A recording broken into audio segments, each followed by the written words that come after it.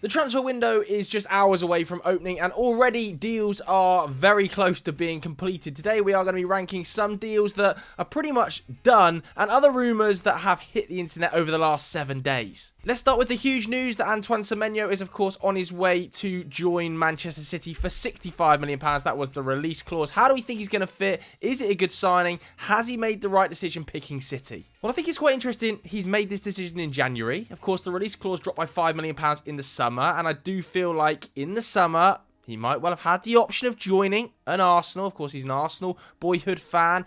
Does feel like that left wing slot could be available for a player of Semenyo's quality, but no, he's gone early. He fancies working with Pep. He wants to win trophies now. Fair play to him. Of course, Man United were also on the table. Not a huge surprise. I don't think he's chosen Manchester City over United, given the quality of the sporting project right now.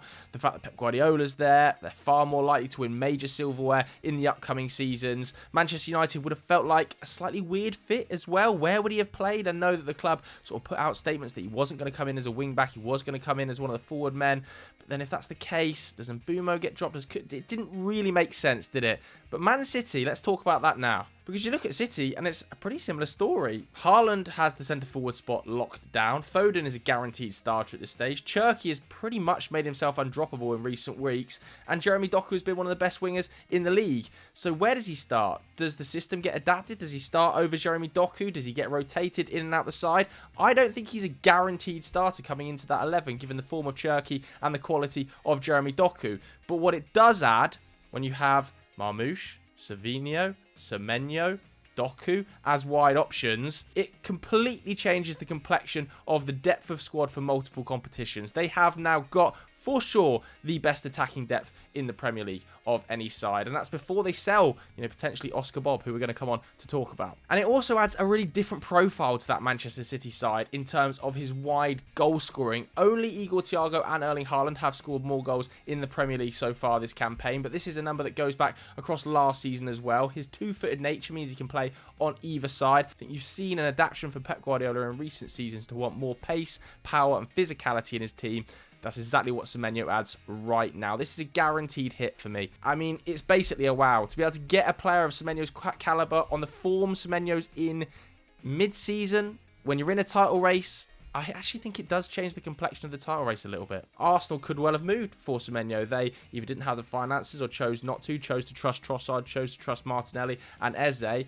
Fine, but if Semenyo comes in and rips it up at Manchester City, gets them over the line and beats Arsenal to a title, I guarantee you in the summer there'll be questions as to why Arsenal weren't in this conversation. From one player joining City to a couple of players that could well leave, Nathan Ake has rejected a move to West Ham United. Not a huge surprise that he's turned down that opportunity. Minutes have been really limited for him this season though. When you consider he's now 30 years old and only actually made 10 appearances last campaign, it shouldn't be a huge surprise that he is more of a substitute than a starter. 8 appearances this season, 7 of them have come off the bench, but he is a bit of a finisher for Man City. I would personally be really surprised to see him leave, and he is being heavily linked with the move to Barcelona to the tune of 25 million euros, which is an awful lot of money for Barcelona, given he is 30 years old. I understand Barca needs central defensive cover, but I do also feel a little bit like it's not the most imaginative move from a Barcelona standpoint, and I also feel a little bit like it would leave Man City short in the centre of their defence, given that John Stones' injury record this season has continued to decline. If Ake also left, you're then looking at Gvardiol, Ruben Dias, Kushnov, who has been injured. I don't think that is nearly enough depth, given that John Stones has his problems. From a Barcelona standpoint, though, let's say they do want to go for Ake, they don't want to be more imaginative. You are getting a really experienced player who can come in and offer in that left centre-back role, which they're crying out for. The defensive options are really thin at Barcelona right now, given Araujo has taken some time away from the club. You're looking at Eric Garcia, looking at Kabasi. It's not the most experienced backline, and Nathan Ake has been there, won extremely high-level trophies, is excellent on the ball. I'm going to put this, I think it would be okay. If Man City could get £25 million for him, it's a good amount of money, but I do think it leaves them short. Oscar Bobb looks like he could be the guy who is allowed to leave the club to make room for Antoine Semenyo. I think it's actually quite sad that Oscar Bobb might be allowed to leave, given that, only a season ago we were talking him up as being one of the most talented players, young players in that Manchester City squad coming out of that academy system, and then he breaks his leg, misses a season, comes back this campaign, struggles for game time, just 450 minutes across the campaign, hasn't quite had the impact he had when he first broke through at Manchester City. Remember that goal against Newcastle, for instance, where St James's Park, the touch, the turn, the finish. At that stage, his ceiling, everybody looked upon as potentially being a Man City starter across the next 12 months. That hasn't happened, and now the links are really springing up that he could well join Borussia Dortmund this winter, potentially on loan with an option or an obligation to buy. I love the fit. I really, really like the fit. Dortmund do not have enough creativity in that squad. You look at their top scorer this season, Seydou Guirassy, just 5 goals. XG has this Borussia Dortmund squad about the 6th best in the league. Nobody has put up more than 2 assists this campaign, and we're talking players on 2 assists like Maxi Bayer, Mecha. They're not the most technical and creative players. You combine that with what we saw from Karim Adeyemi a couple of weeks ago, that fallout of Kovac very publicly, walking down the tunnel, he was fined, wasn't he? That bust up, I think there is a little bit of a sour taste still in the mouth, even though it has supposedly been squashed now. And I still believe that Oscar Bobb has an incredibly high ceiling. It wouldn't be the first time Dortmund have done business with Man City, taking in their youngsters. You look at Jadon Sancho. Yeah, this would be a good deal. I really like Oscar Bobb to Dortmund. If it's not Oscar Bobb, there are some rumours doing the rounds. It could be Omar Marmoush that's allowed to leave. I would be really surprised. I think this is unrealistic. Omar Marmoush offering cover for Erling Haaland in that number 9 is surely pretty essential. Oscar Bobb wants to play a little bit wider. Some of the other players that have been linked with moves, like Semenyo, plays a little bit wider. Marmoush does want to play quite centrally, even if he isn't going to get the minutes, which it doesn't look like he is at the start of this campaign. The depth behind Haaland without Marmoush there is non-existent, and I'm sure Pep could find a solution, potentially playing a false 9, playing Foden in the false 9's worked well for him in the past. But Marmoush arrived last January. I think his 7 goals across the second half of the season in the Premier League alone were vital for Man City. If they have those numbers, 7 across the second half of the season from Marmoush in the league again, they're probably going to be quite vital goals again. I think they're probably going to come from the bench. A lot of his minutes are going to be in cup competitions, be that the Champions League or the FA Cup, and that is fine. Somebody has to take a bit of weight off of Haaland. I wouldn't be allowing Marmoush to leave in January. Whilst he was supposedly being linked to Tottenham Hotspur, another player that could leave Spurs is Brennan Johnson. This deal seems like it's all but done, right? David Ornstein has given it effectively the nod, £35 million move. I really like this. I think it's a good deal. I spoke about it a couple of weeks ago when he was being linked to Bournemouth, he was being linked to Palace. I think he's an underrated player, Brennan Johnson. 3 seasons in a row now, Spurs will have sold their top goal scorer, which, is not pretty reading, but you have to caveat that, I suppose, with Son and Brennan Johnson, the form they're in. You look at Brennan Johnson's form recently, he's simply not getting any game time under Thomas Frank, and it doesn't feel like he's going to. It doesn't really feel to me like he suits Thomas Frank's system. He's not the most creative, but he is really good at getting chances. 0.3 XG per 90, pretty much across his Premier League career. His goal output level across his Premier League career has been great. Last season, for instance, in his 24 appearances, 14 goal involvements, 11 of those were goals. In his last 2 campaigns, over 10 XG. Playing really limited minutes, not starting pretty much more than 23, 24 games. And that is probably what he'll have to do at Palace. He's not necessarily going to be an absolute guaranteed starter. But with Sarr, Pino and Brennan Johnson playing off of Mateta, it offers really good depth, really good cover, and he offers potentially a little bit more of a goal threat than Sarr and Pino at times. When you also take into account Eddie Nketiah has got a hamstring injury now, seems like that happened after the deal for Brennan Johnson, this could well be really key business for Ole Glasner across the second half of the campaign. If he can contribute heavily in a Conference League win, for instance, we saw what he did in the Europa League, goes down in Spurs folklore, scoring the winner in the Europa League final. If he could do the same for Crystal Palace in the Conference League, I think this is a win-win from everybody involved. More minutes for Brennan, an excellent player for Palace, and actually a decent fee for Spurs. The man being linked with replacing Brennan Johnson is Yan Diamande. By certain British journalists, this is totally unrealistic. Having a stunning season for Leipzig, huge breakout star. You watch him at AFCON, just mind-blowingly good on the ball. incredibly electric dribbler, but also really smart and intelligent with his movement, really creative, as we've seen for Leipzig. He's put up 8 goal involvements in 800 minutes. He's the youngest foreign player ever to score a Bundesliga hat-trick. It's bizarre. His rise to the top has been so immediate. When you take into account he was playing for the Leganés second team in Spain last season for the majority of the campaign, it was only really the back end of the season that he got any first team minutes. For Leipzig to take a punt on him, the scouts must have seen something. Now, reports in Germany claim he's being valued at 100 million euros. Now, I think take that with a pinch of salt, right? We always hear players being valued at 100 million euros from the Bundesliga, but it's impossible not to watch Diamande for 90 minutes and think immediately, yeah, this guy's going to be a star. He's just got that quality. He's got something special in his game to the point where there's no way he leaves in January. I just don't see any world in which Leipzig allow that deal to happen. I mean, if they were to let him leave in January, it's going to be for a seriously ridiculous price that there's no way Spurs can afford. Whilst we're on the topic of wide replacements, who could Bournemouth replace Antoine Semenyo with? Well, they're linked with 2 players. The first is Abdul Fatawu of Leicester. I actually think if this transfer happens, Leicester fans will riot. There'll be pitchforks at the King Power because they cannot afford to let Fatawu go mid-season. For the reported £30 million price tag, no. So far this campaign, it's 11 goal involvements in 24 starts. I think when you look back at his previous championship campaign, 19 goal involvements, when he arrived from Sporting, was immediately electric. So unlucky in the Premier League because he had that major injury. Now, though, if Leicester, given the position they're in and the narrative around the ownership and the squad, if Fatawi's allowed to leave, I would be really disappointed if I was a Leicester fan. From Bournemouth's perspective, I think this will be a stunningly good move. He's still only 21 years old. His goal output in the second tier has been remarkable. Let's take into account that when Semenyo arrived at the club, there wasn't that level of expectation against his name coming in from Bristol City. I don't think there would be that level of expectations against Fatawu, but there is an undercurrent of talent there. His dribbling ability, his progressive carry numbers, all excellent. A brilliant ball striker. I mean, anybody who's seen his goal from 65 yards this season will know that.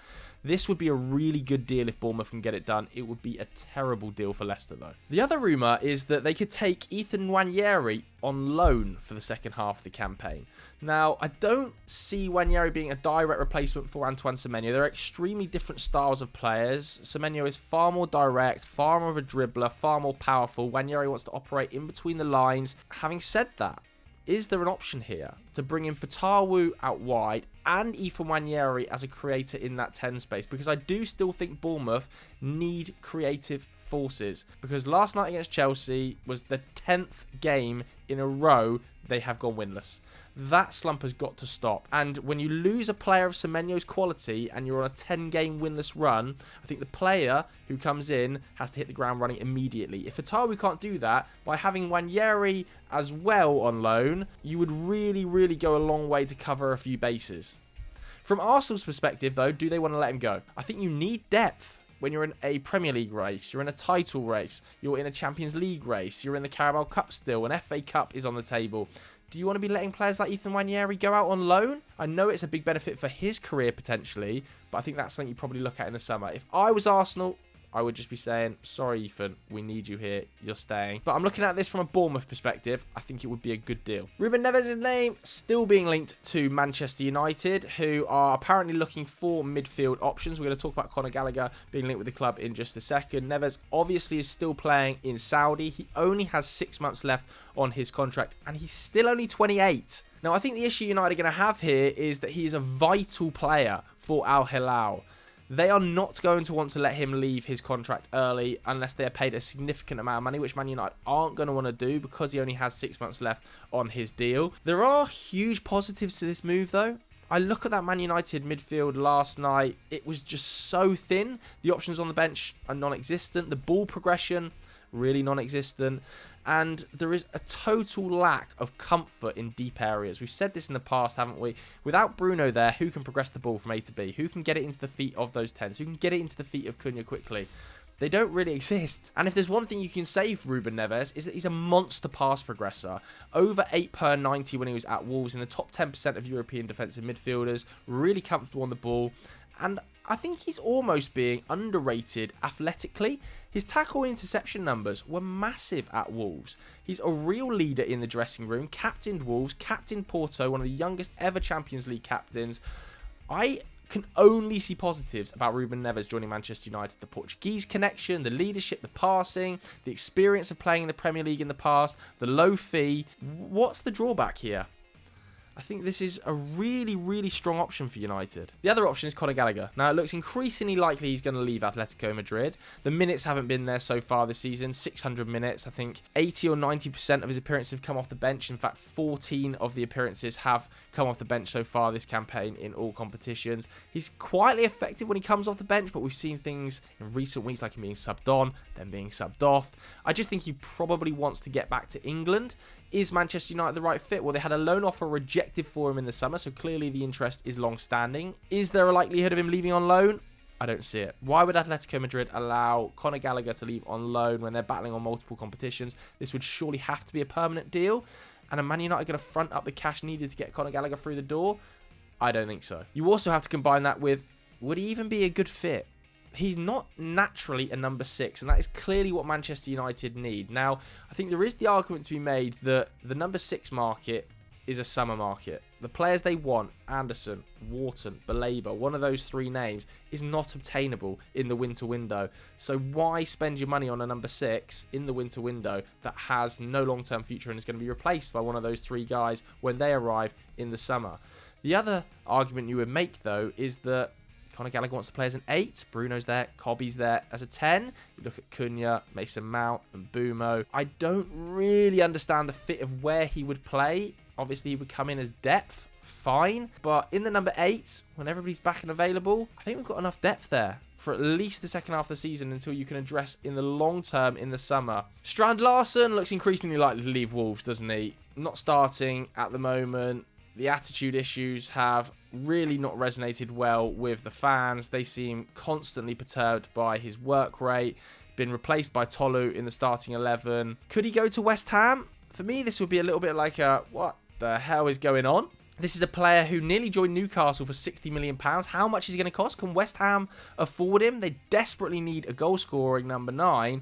But is Strand Larsen the guy who comes in mid-season and fixes those problems? Yes, he had a fantastic campaign last year as a number 9. 14 Premier League goals. Really, really strong numbers. But we haven't seen that across the second half of this campaign. The fee would probably be big, and it would almost definitely mean that Wolves are just saying, yeah, this season's done. It's over and out. I think from nearly every perspective, I don't quite get it. Another one I don't quite get, James McAtee being heavily linked with a move to Strasbourg. Now, if you take your masks off here, this is obviously him being linked to Chelsea and Blueco. A lot of links have seen players join the Blueco project recently. Go to Strasbourg, perform well there, eventually end up at Chelsea. Could that be the case for McAtee? The minutes aren't there at Forest. Dyche is not playing him in the Premier League. He started 3 games in the Europa League, but just the 1 in the Premier League so far this season. And he wasn't cheap in the summer, £22 million, rising to 30. I think he's a fabulous footballer. He's really natural on the ball. At Man City, you saw him floating in between the lines. An amazing technical player at a young age. But maybe that isn't necessarily suited to Sean Dyche's way of playing. So could it work at Strasbourg? We've seen them excel with young players. Liam Rosenior getting huge benefit from players like Andre Santos who have gone out there. I feel a little bit like it's a weird fit just because it's the Strasbourg connection on loan. And would Strasbourg take him on loan without some sort of an option to buy that would eventually allow him to leave and join Chelsea? It's all a bit bizarre. This Blueco signing thing is all a bit bizarre. The final name we're going to talk about then is Ricardo Pepi, who has seen an offer rejected for him from Fulham. £26 million bid was rejected by PSV. Not a huge surprise because he has been on absolute flames for them. He's got 10 goals, 2 assists in his last 1,000 minutes of football. Last season, it was 18 goals in 1,100 minutes, something like that. Really good record for the US men's national team as well. I think he is probably keen to join the club. What it would mean for Raul Jimenez and Rodrigo Muniz, I'm not too sure. I think they are looking for a long-term number 9 to replace Raul Jimenez. I think if Fulham could get this deal done, it would be really impressive stuff in the January window because he's been vital for PSV. And interestingly, he profiles spectacularly. His XG numbers are off the scale, non-penalty XG in the top 1% of European forwards, receives the ball in really good positions. He's got a 6'1" frame. There's a lot to like about this deal. Whether or not it can get complete, because you know the money is clearly going to have to be pretty substantial, and Fulham might well have to be getting up close to a record bit of business for them. They already broke their record once in the summer by signing Kevin. There are question marks, but overall I like the move. Okay, so those are some of the best transfer rumours we've seen over the last 7 days ahead of the window opening. Let me know your thoughts in the comments below. If you enjoyed this video, hit the like button, hit subscribe. I'll see you later. Bye bye.